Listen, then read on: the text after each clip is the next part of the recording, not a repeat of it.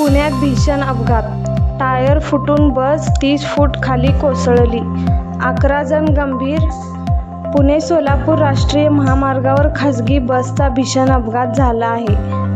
इंदापूर शहरापासून 2 ते 2.5 किमी अंतरावर हा अपघात झाला आहे. पुणे-सोलापूर राष्ट्रीय महामार्गावर खासगी बसचा भीषण अपघात झाला आहे.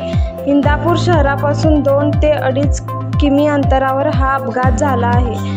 पुण्याच्या दिशेने ही बस निघाली होती तेव्हा इंदापूर बाह्य वळणापासून पुढे 2 ते 2.5 किमी अंतरावर बसची दोन्ही टायर फुटून हा अपघात झाल्याची प्राथमिक माहिती आहे.